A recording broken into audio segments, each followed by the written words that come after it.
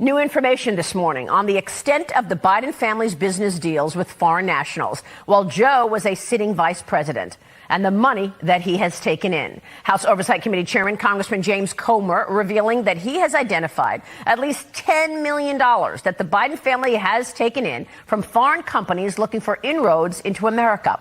Comer reporting that at least 9 members of the Biden family received income from foreign sources, with attempts made to conceal those large financial transactions through a web of LLCs, or limited liability companies, which accepted the wire transfers and then transferred them to Biden family members. Also, Chinese nationals were among those involved in hiding the source of the money. Chairman Comer also revealing that the Biden family received $1 million from a corrupt Romanian businessman, while then Vice President Biden pledged to clean up corruption in Romania.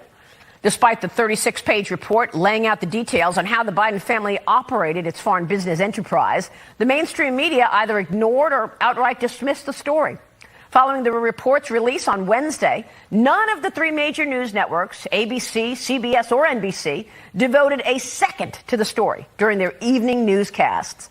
Meanwhile, major news publications, instead of conducting investigative journalism into the Biden's business activities, they quickly brushed off the report, despite there being no actual product or business that House Republicans could identify as a reason for family members to be paid by these foreigners. Are there whistleblowers or informants missing right now?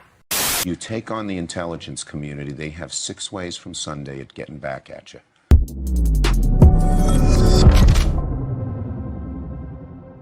Today is Monday, May 15th, 2023. Top witnesses in the Biden family corruption investigation go missing. Oh, I wonder what happened. The same people who ran Jeffrey Epstein's prison cell are running this one. Mayorkas lies about our secure border as Title 42 expires and America expires along with it. And ALX joins the show to discuss his important week last week with Twitter headquarters, Elon Musk, Mar-a-Lago, Donald Trump, hours at Mar-a-Lago. It's so much. We have a wild show for you. My name is Benny Johnson, and this is The Benny Show.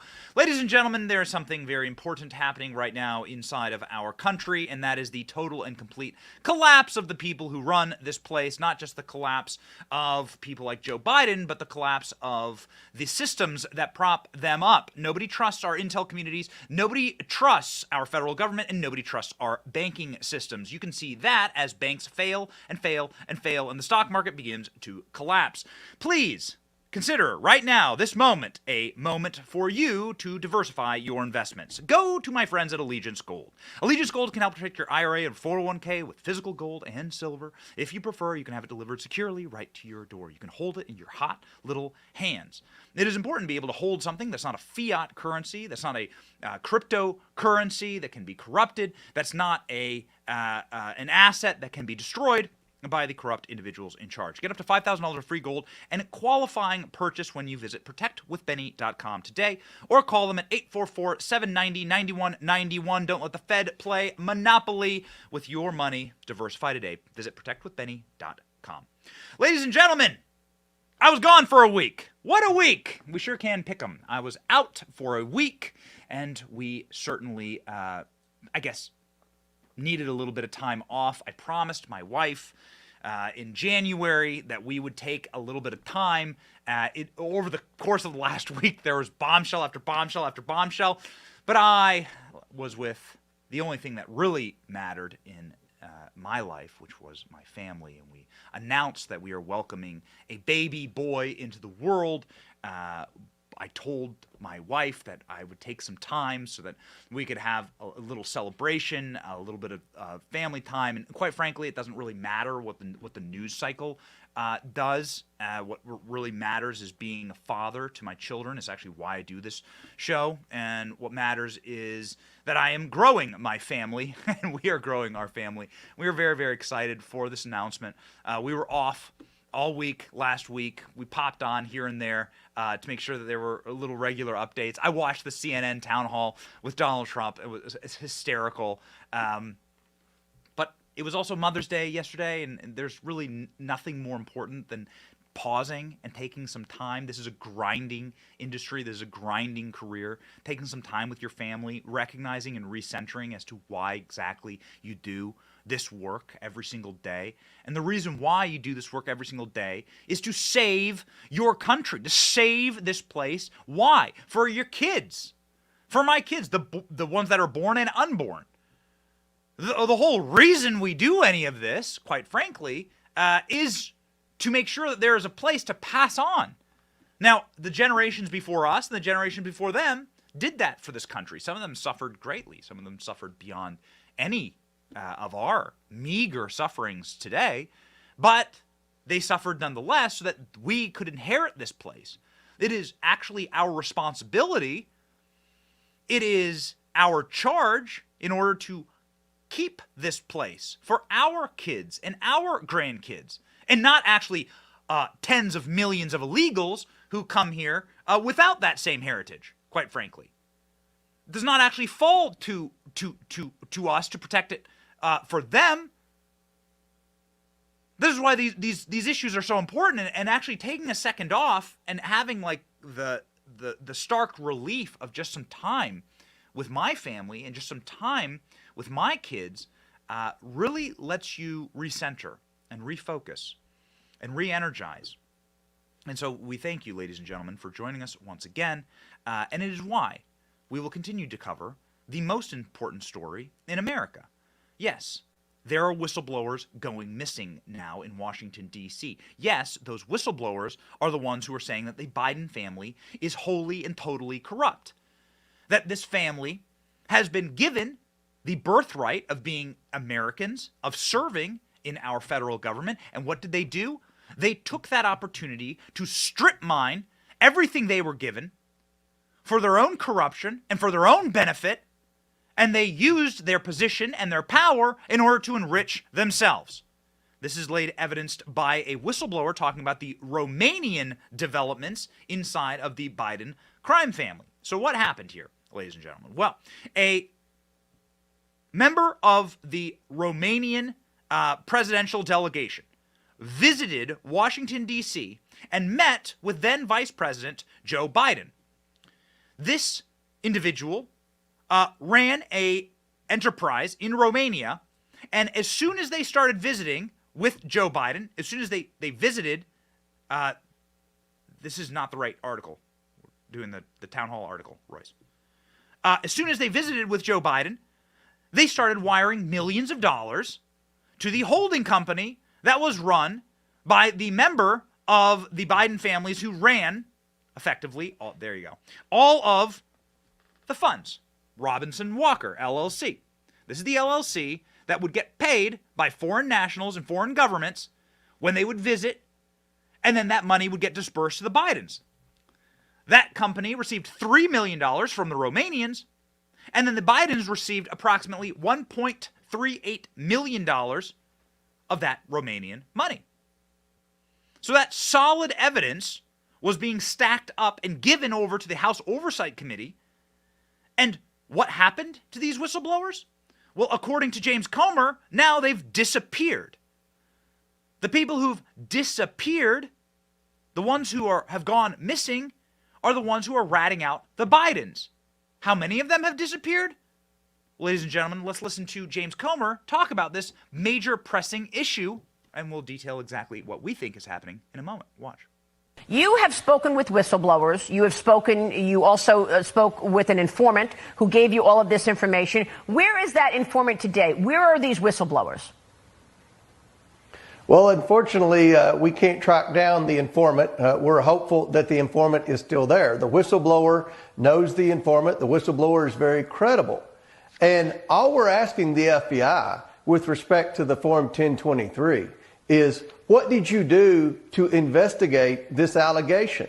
Hold on a second, Congressman. Did you just say that the whistleblower or the informant is now missing? Well, we're hopeful that we can find the informant. Now, remember, these informants are kind of in the spy business, so they don't make a habit of being seen a lot or being high profile or anything like that. We have basic information with respect to what the informant has alleged, and it's very serious. It alleges that Joe Biden, when he was vice president, was involved in a quid pro quo with a foreign country in exchange for foreign aid. Okay, so again, this is not hard. The model here is very simple. Come to America, meet with Vice President Joe Biden.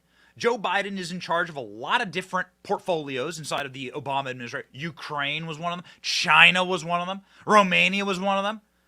If you want a policy prescription from the strongest, most powerful country in the world, a country that presumably has a military base inside of Romania, America, if you want a certain policy to be enacted, like the development of Ukrainian natural gas, which is what Joe Biden went guns a-blazing into.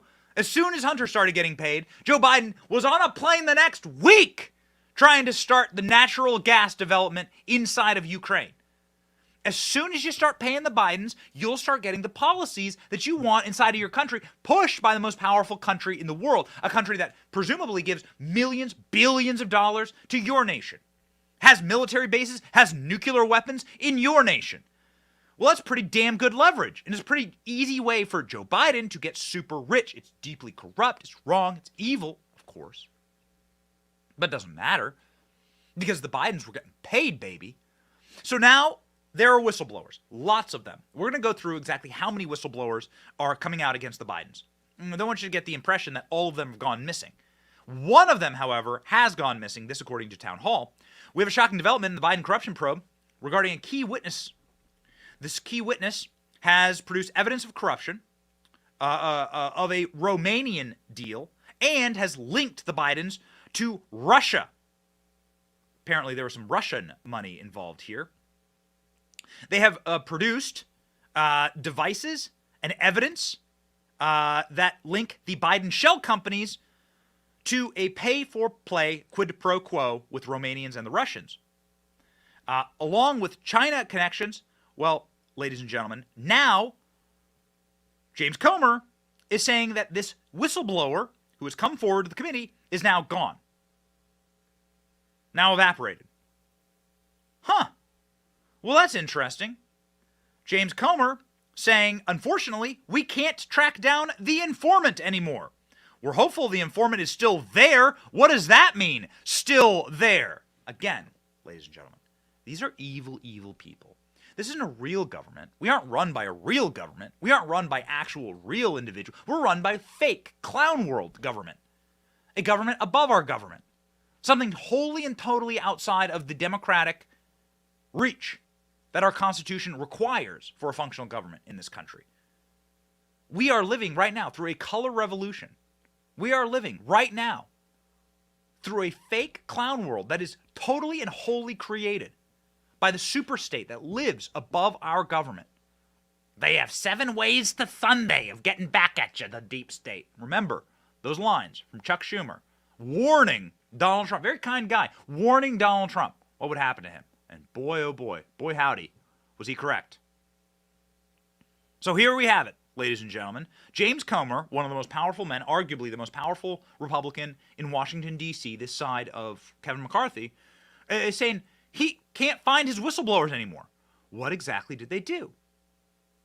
Well, before we took a short hiatus, Darren Beatty was on our show saying, they got away with murder with Jeffrey Epstein. These people, there is still a competent group of individuals who can literally get away with murder in our government. He was very, very interested in the people who were able to actually manipulate and manufacture the Epstein slaughtering inside of his cell. Now, some people say that he didn't die. I don't know. Some people say that Jeffrey Epstein was wheeled out alive and that he's, lived back on Little St. James for all we know. I don't know. We're not sure. But here's what we do know. He didn't kill himself.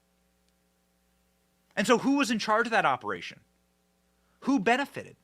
Who benefits here? You can ask the same question and you get the same answer. The superstate that actually runs our country.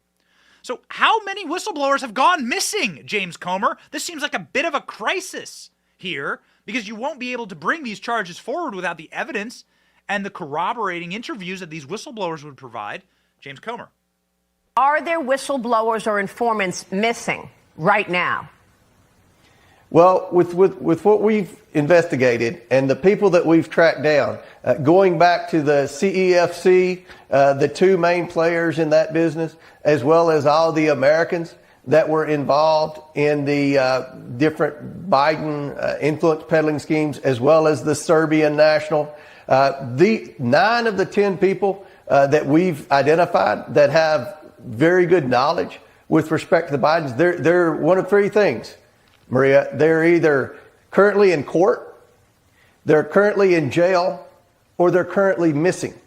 So it's of the utmost importance that the FBI work with us to be able to try to identify what research they've done, what investigations they've done, because we have people that want to come forward, but honestly, Maria, they fear for their lives. Not only are the Biden lawyers and the Biden White House intimidating them, the media is trying to intimidate and discredit them.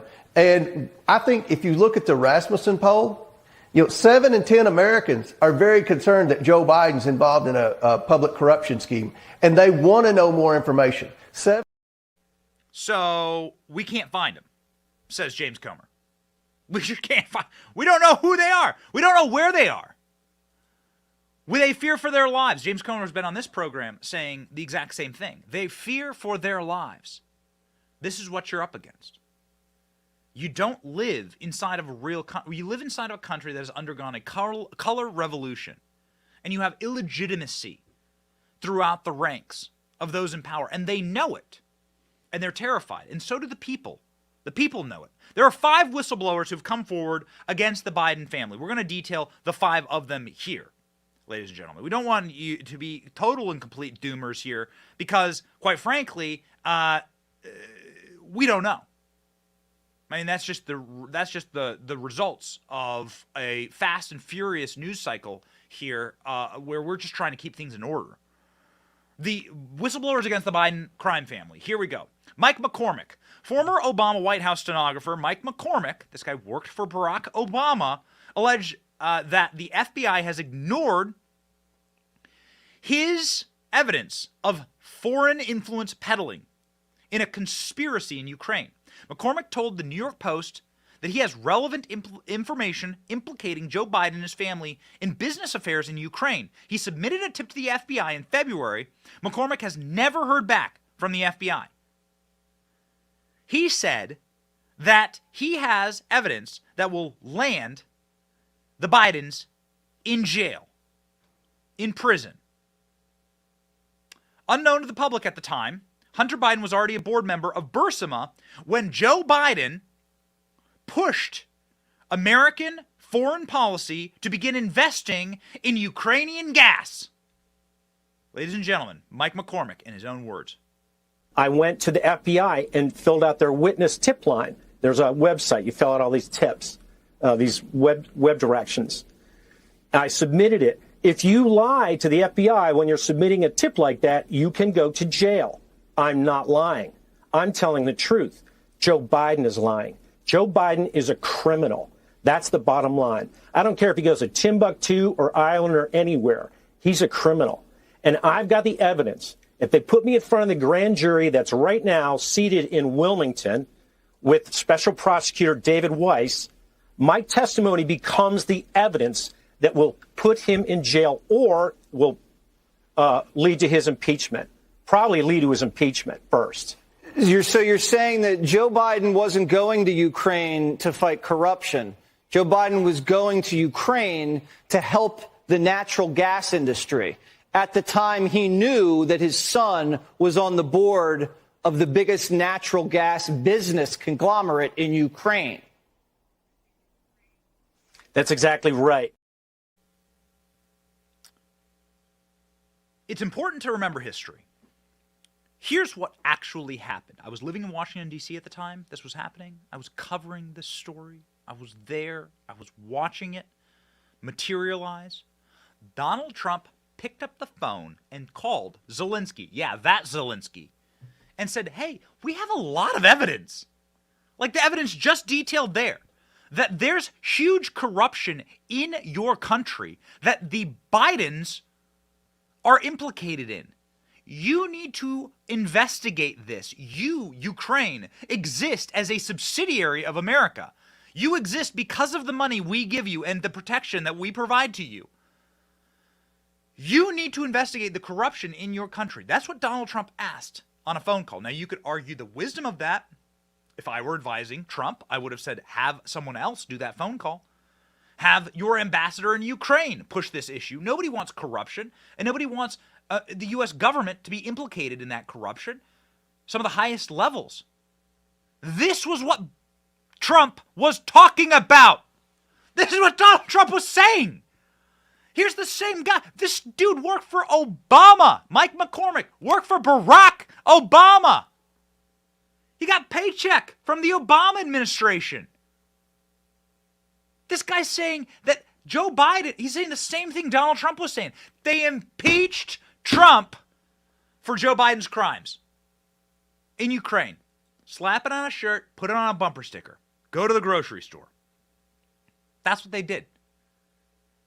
This was what Donald Trump was saying. Quid pro quo. Lieutenant Colonel Vindeman.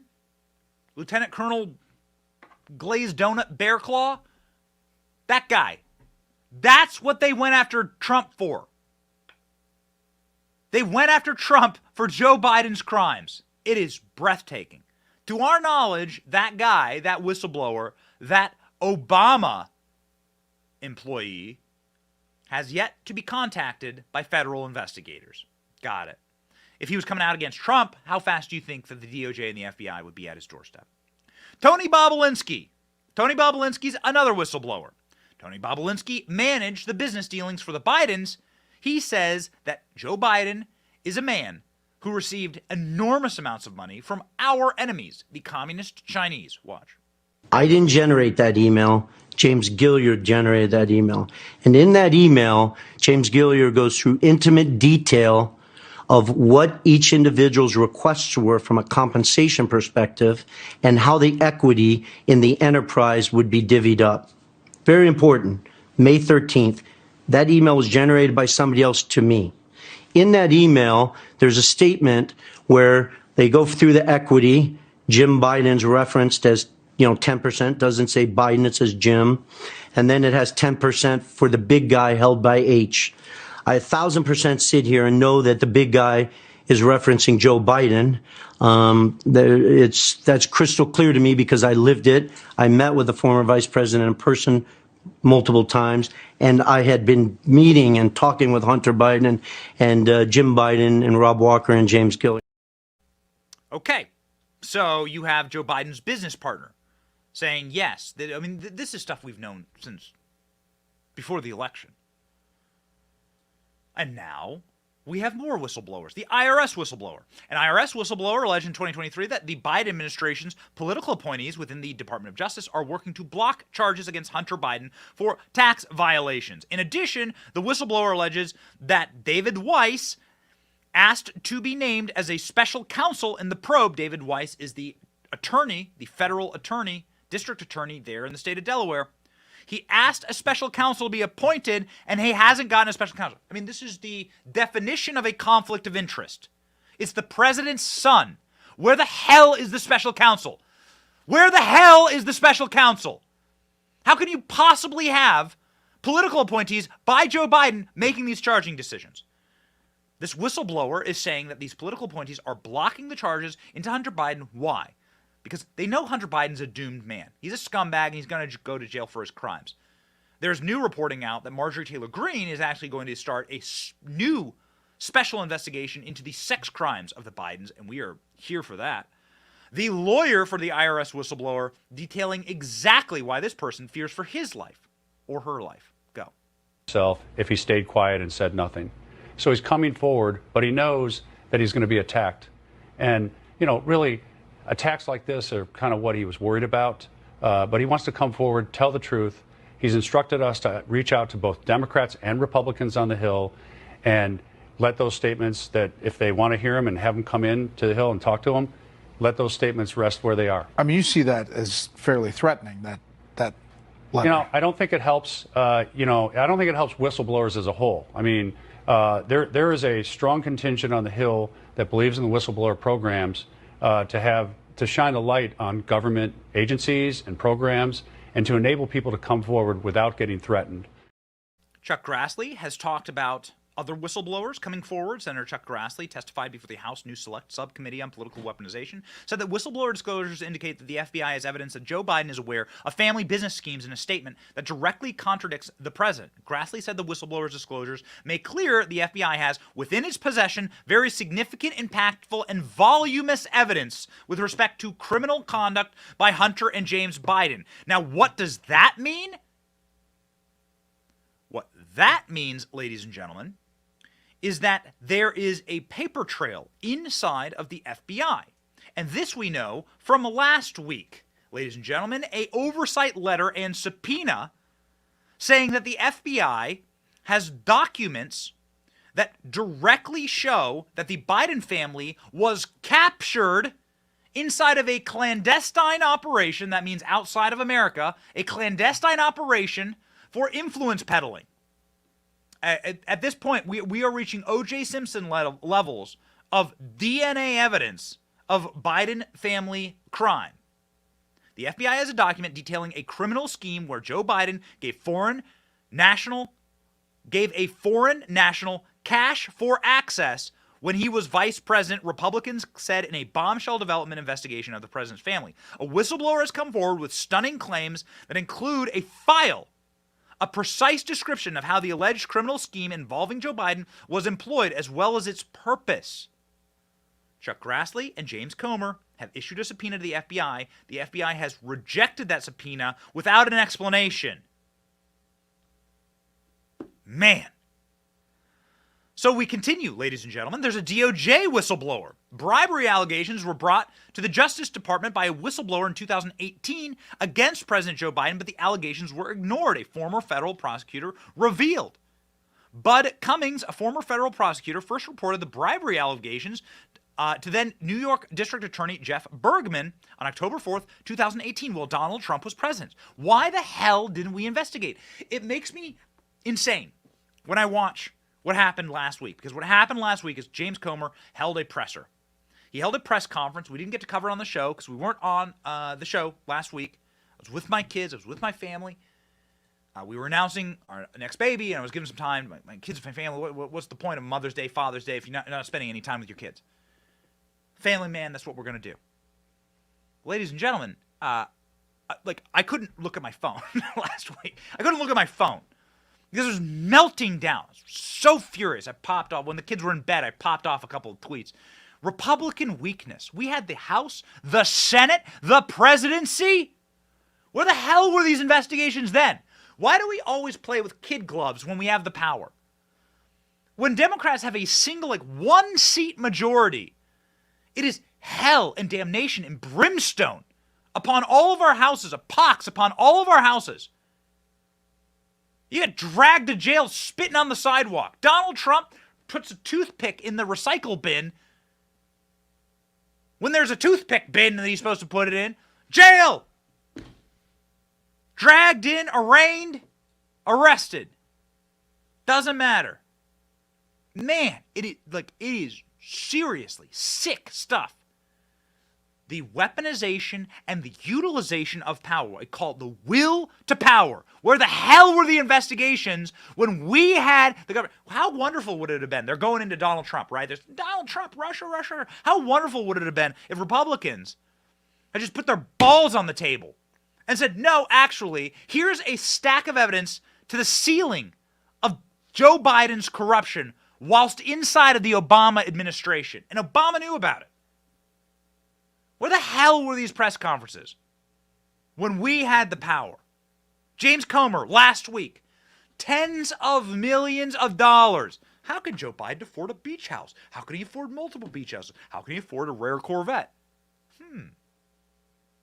Here's how. Watch. The committee is concerned by the complicated, suspicious network of over 20 companies we have identified the Bidens and their associates used to enrich themselves. Most of these companies were limited liability companies formed during Joe Biden's vice presidency. The bank records show the Biden family, their associates, and their companies received over $10 million from foreign nationals and their companies. Some of that money came from a Chinese company and went to Hunter Biden's company. Other transfers occurred with the help of Rob Walker, who then sent it on to different Biden family members. This is not how lawful businesses operate. Chinese nationals affiliated with the Bidens created limited liability companies in the United States and then in a short period of time transferred their interest to a Chinese company that sent money to the Bidens. This is not normal. Hunter Biden and his associates courted business in countries that correlated directly with Joe Biden's work as vice president. This is also not normal. It is not ethical. And this is why we need legislative solutions. Our purpose here is to provide legislative solutions to prevent this unethical behavior from ever happening again.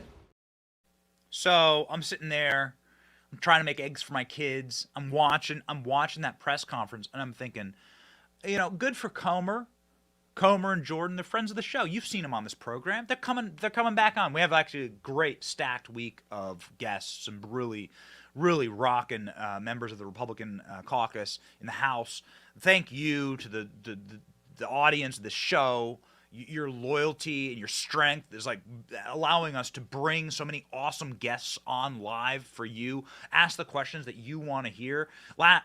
Before we went on a week break, we brought on Marjorie Taylor Greene. The entire segment with Marjorie Taylor Greene was about the Biden sex crimes.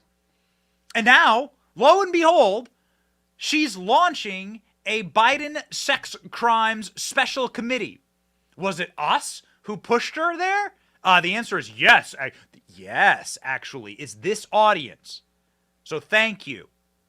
But I'm watching that. I'm whipping up some scrambled eggs for my kids. I'm putting in some cheese. And I'm thinking to myself, where the hell were the Republicans on this? Everyone knew about this stuff. Where were they? 9 members of the Biden family. 9 members. The entire Christmas card of the Biden family was getting dirty cash, including like his grandkids who are like tweens. They're like 12 years old, and they're getting dirty communist cash in a money laundering scheme from communist China. We just have to play one more clip. Check this insanity out. Said that there's at least 9 Biden family individuals brought up today. Their memo today only includes 3. When are we going to learn about the other 6? Who are the others? Well, since you asked, I will tell you. Joe Biden's son, Joe Biden's brother, Joe Biden's brother's wife, Hunter Biden's girlfriend or Beau Biden's widow, however you wanted to write that, Hunter Biden's ex-wife, Hunter Biden's current wife, and 3 children of the president's son and the president's brother. So we're talking about a grandchild. That's odd. Most people that work hard every day's grandchild doesn't get a wire from a foreign national or anything like that. So that'll conclude our... Wait, so Joe Biden's grandchildren? Well, that was the first time we heard that. 9 members of the Biden family, plus his grandkids who are like teenagers now, who are like tweens, back when this scheme was going on. So you're paying 12-year-olds. Got it? The only grandchild apparently who didn't get paid is the one that the Bidens refused to acknowledge. Of all their duplicitous and sick, dirty corruption, these sick, dirty things. Like, I'll stop talking about my kids. It's top of mind, you know. We're having another baby. I want to have a bunch of babies. I want to outbreed the libs. These libs are filthy. They're disgusting. You know, like, they're not going to have any kids. So I might as well do my job to repopulate the country, to reinstill my values in the next generation. That's going to be my charge. Can't think of something worse than abandoning your child and abandoning your grandchild. And I mean, I just can't think of anything more morally duplicitous, more venal that is more of a reflection of a blackened soul, and the Bidens have done that. Let that be the moral testament that you need about these people. This just shows just how much of a bizarre world we live in, because they marketed this guy as the return to morality, the return to norms, saving America's soul, they said. That's what Joe Biden was doing. While he refuses to acknowledge his biological grandchild. And not only that, Hunter Biden's arguing in court that this woman should get nothing. They refuse. If I get locked into an elevator with Joe Biden, I'm going to ask him a lot of questions. But the first one I'll ask is, how many grandchildren you got? Tell me about Navy Jones Roberts. You ever heard that name? That will speak more to the soul of the man. Or Jill Biden, by the way. I probably would prefer to ask it of Jill. Jill Biden. You know that Biden's marriage was completely forged in adultery? You know they were both married at the time? That Jill Biden was the babysitter? They were cheating on each other's spouses with each other? That ended up causing huge family tragedies and the breaking of the family. And that's why Hunter Biden, in his own texts, hates Jill Biden? Because she's the home wrecker? Do you know that? Have you been told that? By the corporate media that wants to lie, that wants to like somehow keep this from you? It speaks to the moral character of these people. And so if you're willing to lie about your marriage, if you're willing to lie about your grandkids, well, then this lie makes perfect sense, because you'll just lie about everything. The most blatant and bold-faced Biden lie. I told you I'm going to play it every single show, but it's just too easy, this clip. Too easy. Straight down the barrel of the camera, saying that Donald Trump needs to be impeached for his crimes. It's so bloody. The bloody cheek of this clip tells you exactly who we're dealing with. Watch. Mr. Vice President, how many times have you ever spoken to your son about his overseas business dealings? I've never spoken to my son about his overseas business dealings. And so how do you know? Here's what I know. I know Trump deserves to be investigated.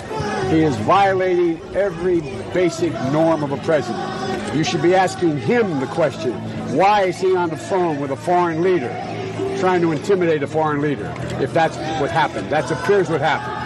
You should be looking at Trump. Trump's doing this because he knows I'll beat him like a drum. And he's using the abuse of power and every element of the presidency to try to do something to smear me. Everybody looked at this, and everybody's looked at it and said there's nothing there. Ask the right questions. There you go. Ask the right questions. Hear it? You got it? Yeah. Ask the right questions. Dirty, dirty family. And the context there is Joe Biden's running for president, and he's being asked about his dirty business deals in Ukraine, and he's saying, you got to impeach Trump for my crimes. That's who this family is. That's who they are. That's it. That's what you're dealing with. Are you prepared? Whistleblowers going missing. Evidence going missing. Same people that got Epstein and getting these guys. That's Joe Biden speaking with the full protection. He's surrounded by media. Everyone knows this about Joe Biden. Everyone knew about these crimes. Peter Doocy's the only guy with the testicular fortitude to ask. He's surrounded by media. This is what protection actually looks like. He's also surrounded by the deep state, the super state. This is what real protection looks like. This is actual privilege. You want to know what you don't know real privilege in society? Joe Biden. Joe Biden's the real privileged one in society. This is what actual privilege looks like. Surrounded by reporters, you don't get a single question. Drop after drop after drop, whistleblower after whistleblower after whistleblower, go disappearing, evidence go disappearing. Your son won't be charged for the crack laws that you wrote and put 100,000 black men in jail for. Your kid smoking crack on camera won't be charged. That's real privilege. That's real privilege.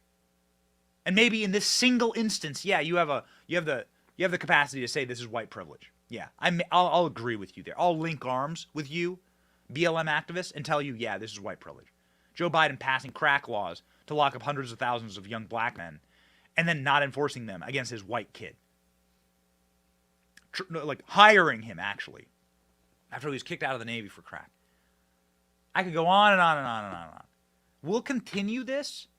There's a lot of people covering a lot of things. We're going to continue down the path of the Biden family corruption till my dying breath here. I believe that this is a moral imperative for our country. Having spent a little bit of time with my kids, I believe that the moral leadership of this nation matters. We should be led by moral people. We are a moral people, and without it, the country collapses, and that's what we're seeing.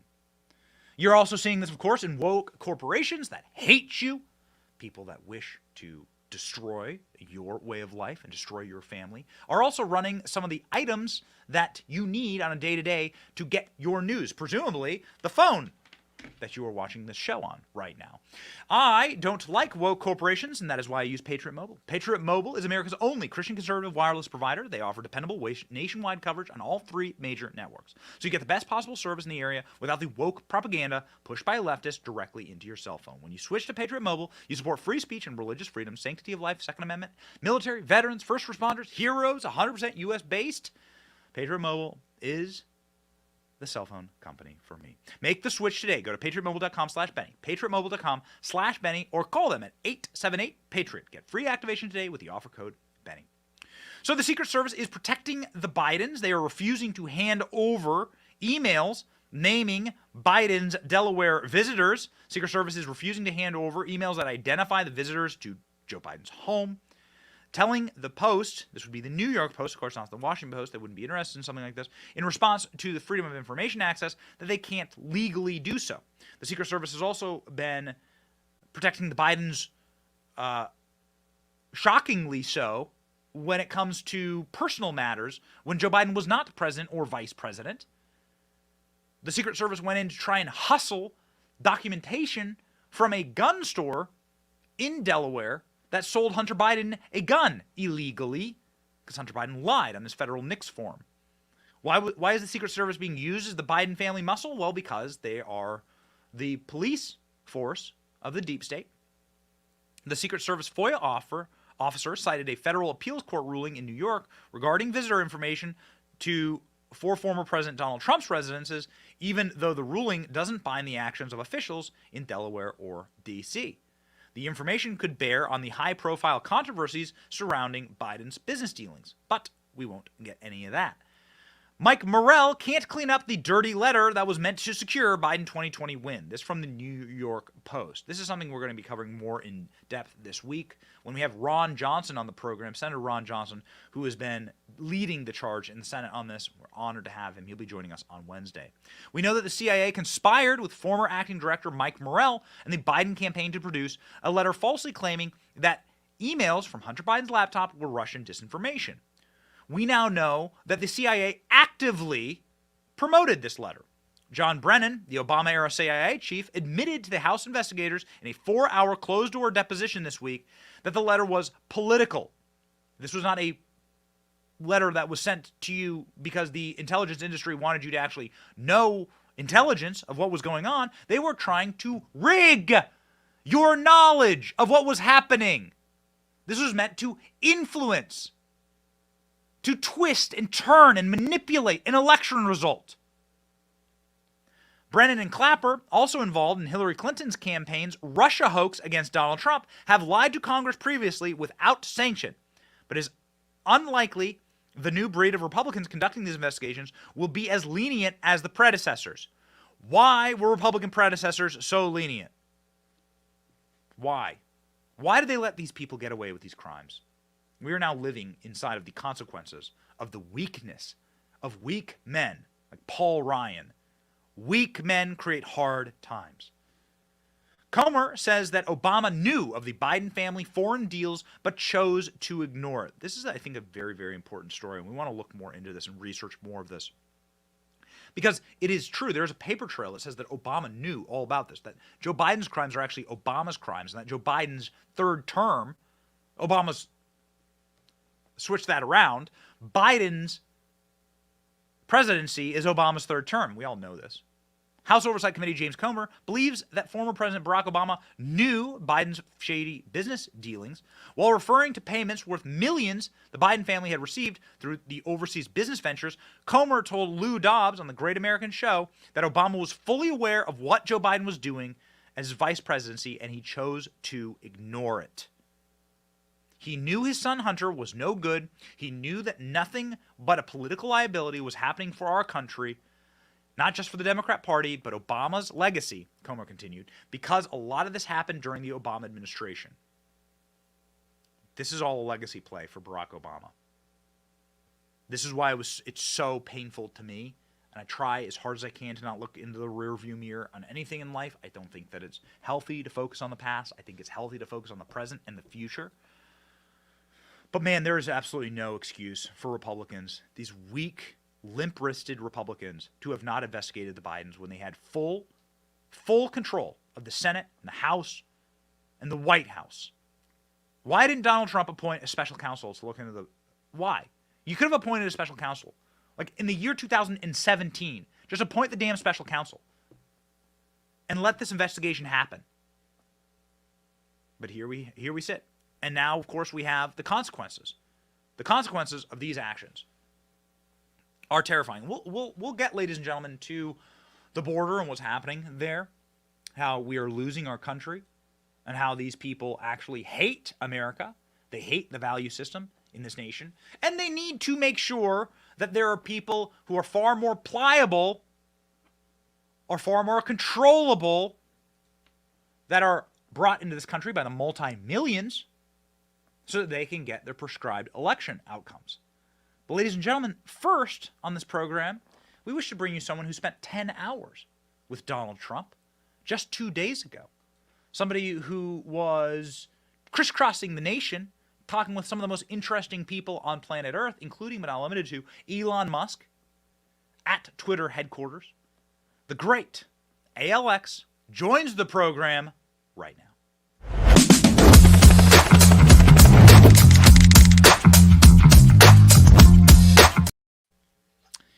ALX, we had that, you cut his intro short, Royce.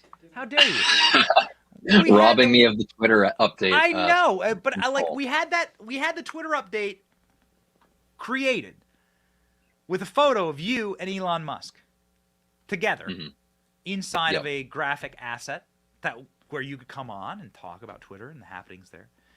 We weren't ever sure if we'd have an actual photo that did not need digital manipulation of you and Elon Musk, and now we have the real photo there we go. Yeah. of Elon and ALX, the greatest crossover event in history, as it were, and the revenge arc is complete.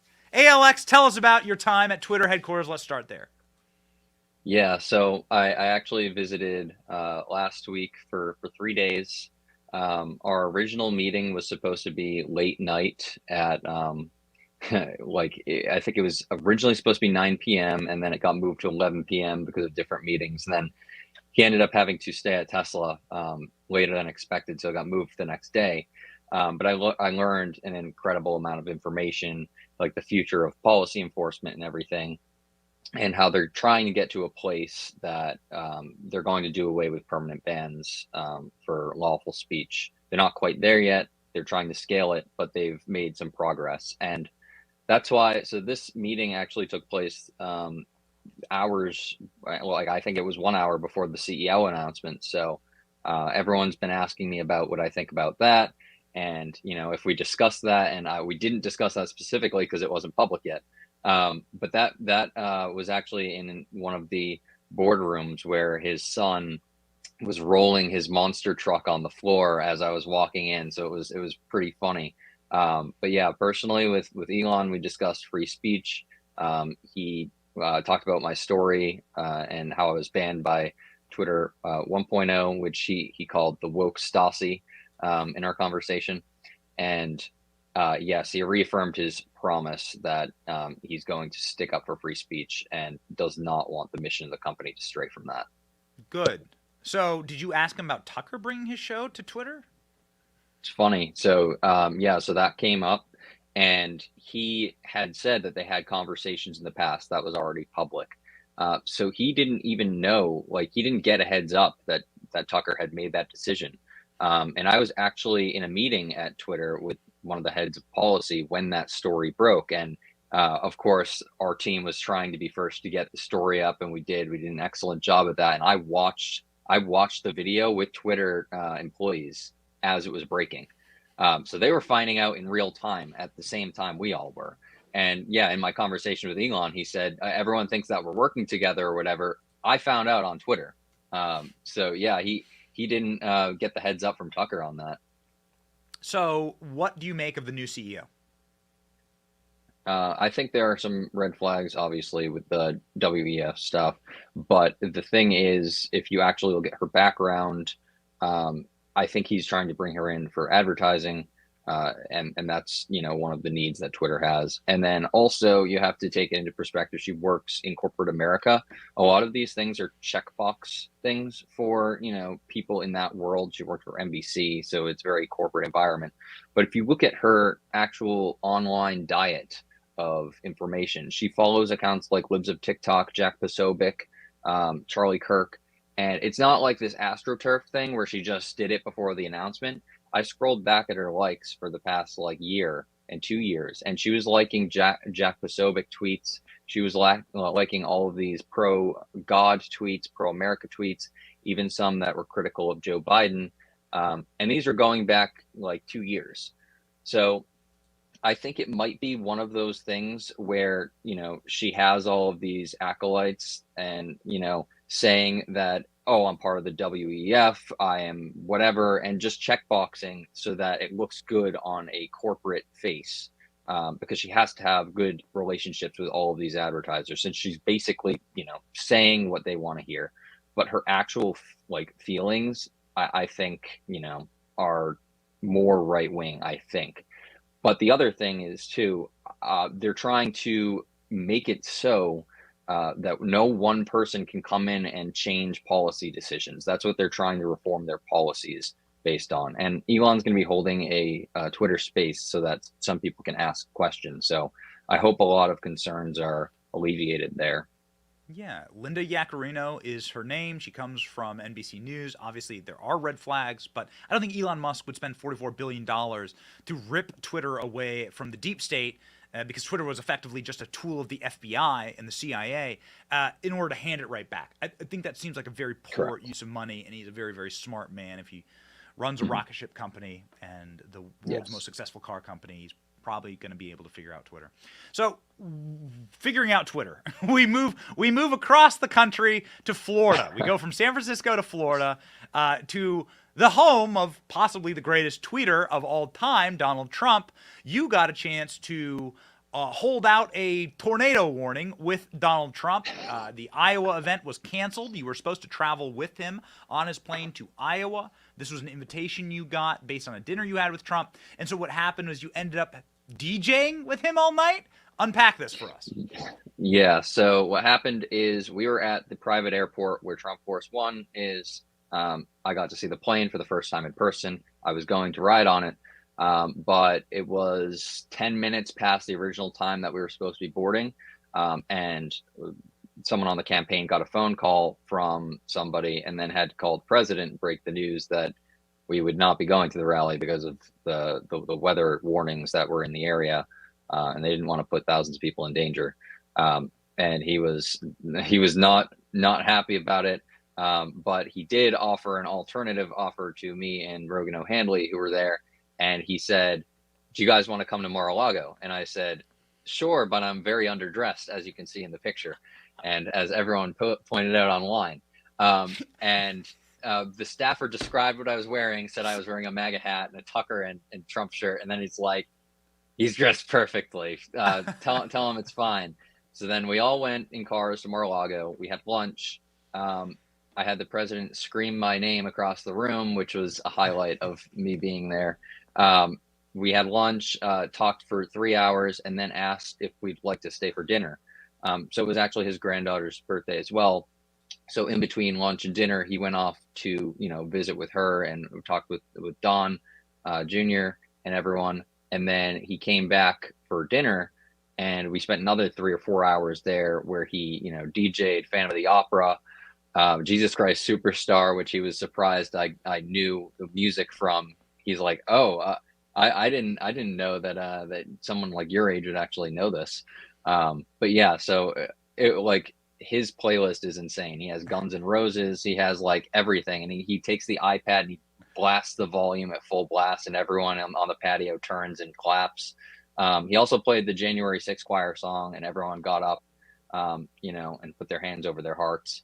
It's always very moving. I've heard stories of him playing it there, so it was my first time experiencing that there. But yeah, it was an incredible night. What other revelation? I mean, if you've got 10 hours with Trump, what other revelations can you tell us about his return potentially to Twitter, about his return to the campaign trail, about how is his spree de corps? Yeah, so we talk a lot about the CNN town hall. The specifics are technically off the record, but I can talk about the topics we touched on. We talked on the CNN town hall. Tucker, he saw my shirt and he's like, "Oh, so you're a Tucker fan?" And yeah, so he's like, "Oh, what do you think of Tucker?" And we went around the table and talked about it. And one of the people, one of the people were actually out of frame in that picture, but they were like right there in the picture, and they're like, "Yep, I was there when that picture was taken." But yeah, and then I actually brought up that I went to Twitter HQ. Twitter came up. We started talking about like Truth Social and the future of the platform and kind of strategizing for 2024.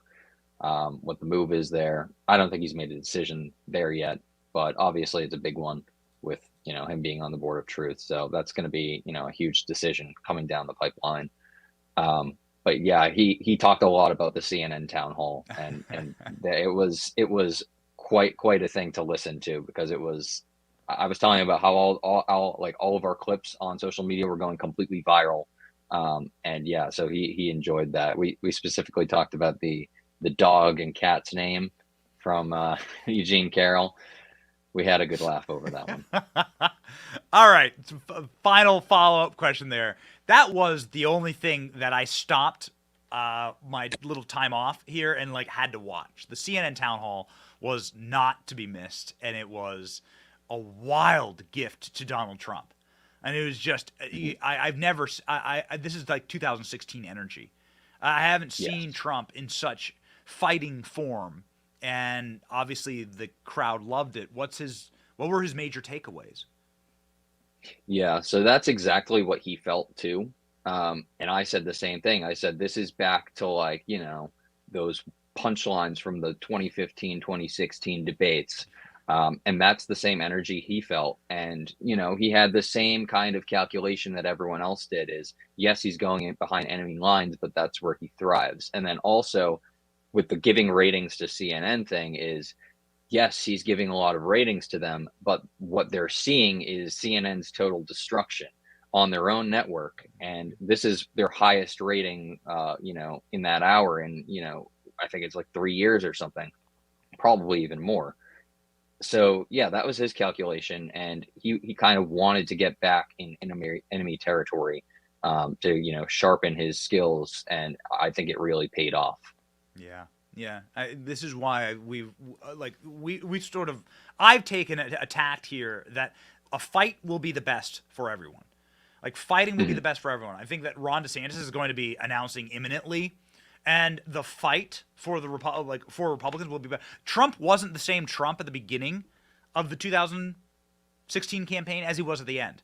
When he got battered by 16 Republicans, he got so sharp, he got so quick on those debate stages against Jeb or Rand or any of these guys, who many of them ended up being strong allies of Donald Trump in the end. Yep. But it is, I think, so important for the fight, the battle, the sharpness. And this is why Joe Biden won't debate. They won't. They'll keep him from the debate stage because he has none. He doesn't have the capacity to raise his level. He just has the capacity to embarrass himself. I think it's best for the country. We're a nation of fighters. And Alex, you are a fighter for free speech on the internet, hanging out with inarguably the two most consequential free speech advocates in the world, coast to coast. ALX, give him a follow on his social media. Where can people find your work? Primarily Twitter at ALX, also on Truth Social, Instagram ALX the Lord, and yeah, those are my main ones. Look at him. Look at him rounding the corner on 500,000. A half million mil. followers. And insane. if you go over there and you appreciate ALX and his work, make sure you subscribe to him on Twitter. ALX, thank you so much. Thank you for having me. Godspeed.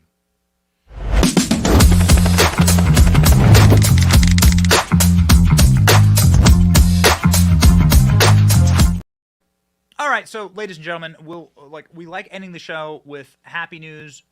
Unfortunately, we have very, very desperate and dire news to bring you right now as it pertains to the border. This is going to be something on Mondays. We try and set the stage for the week. We think this is going to be a hugely consequential week in our country and in our history. What you're going to see is the total and complete collapse of the southern border this week, even though some judges have stepped in to try and stop the Biden regime from just opening up our border to the whirlwind of every conceivable, possible criminal migrant. Because we say that because not necessarily because these people are criminal, although many of them are. We say that because it is criminal to enter the United States illegally. You can go read the U.S. immigration law. All of these people are criminal migrants. A administration that wished to enforce our law could effectively take these people and deport every single one of them, put every single one of them in prison, although there wouldn't be enough prison cells in all of America. Because it's criminal by the actual letter of the law. The Biden regime is breaking the law. It is illegal to simply enter America uninvited and stay here. But this is what we have, ladies and gentlemen. A report from Title 42's expiration on the border. Go. Go back to the regular U.S. immigration laws the way it was before COVID. So, ladies and gentlemen, we have chaos that will reign on our border this week. We have a illegitimate regime that has held power in Washington, D.C. and holds power in Washington, D.C. And they don't care about you. And I guess this is the only takeaway. I've had a lot of time to ponder and build and think this past week. It's so good for a man's soul to spend time with your family and your children. You're not a man if you don't do that. Joe Biden's not a man. And Hunter Biden's not a man. If you can't acknowledge your children, if you can't spend time with them, if you can't serve them and recognize for them. But I'm building a life here for my kids. Got a little house, lock the doors at night.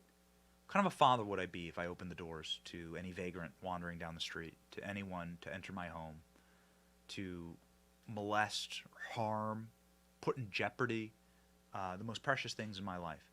This is how you know they hate you. Because America is our home. And they have left the doors open at night for anyone to wander down the street and to enter the house.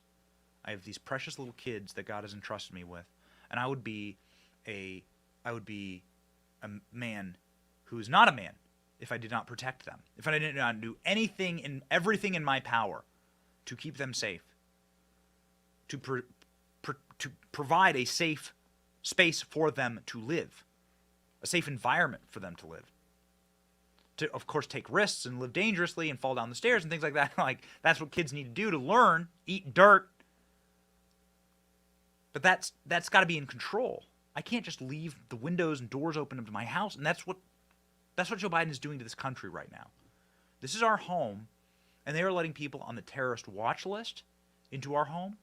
They are letting sex traffickers, human traffickers, some of those evil and vicious people, and even if you're not a criminal, you're letting people just in who you don't know who they are. You don't know where they're from. This is a horrible way to run a household. It is a guarantee of chaos inside of your nation, and the collapse of that nation actually at hand. A nation with no borders is no nation at all. And that is what the Biden regime is doing. This is the final act of sabotage to this country. Sabotaging our banking system, our currency, our standing in the world, sabotaging the oil reserves, and now just opening the border. They were stopped from completely opening the border by a federal judge. Ron DeSantis sued the federal government. A federal judge put an injunction on it in order to review, but that's not going to last for long. And that's not how you save a place. You save a place by throwing these people out, by charging these people for the crimes of which they have committed. This is how you actually save a place. We'll see. We'll see if we have the capacity to do that. But it's no way to run a country. It proves that they hate us. It proves that they hate you. It proves that they don't like this house. They don't want it to stand. And so keep that top of mind as we head through the week. We're going to be revisiting this quite a bit. Ladies and gentlemen, it is at times like these that we must look to the Scriptures and that we must find comfort in the Scriptures, because sometimes there's not a lot of comfort when you look around. Not a lot of comfort when you look around the country and when you look at the state of things. So let us find comfort in Philippians 4:7. And the peace of God, which surpasses all understanding, will guard your hearts and minds in Christ Jesus. Let that carry you through the week on this Monday. I certainly will let it carry me through my week as we are back in the saddle this week with one hell of a week ahead of us. Stay tuned, ladies and gentlemen. It's your boy Benny. This has been The Benny Show. See ya.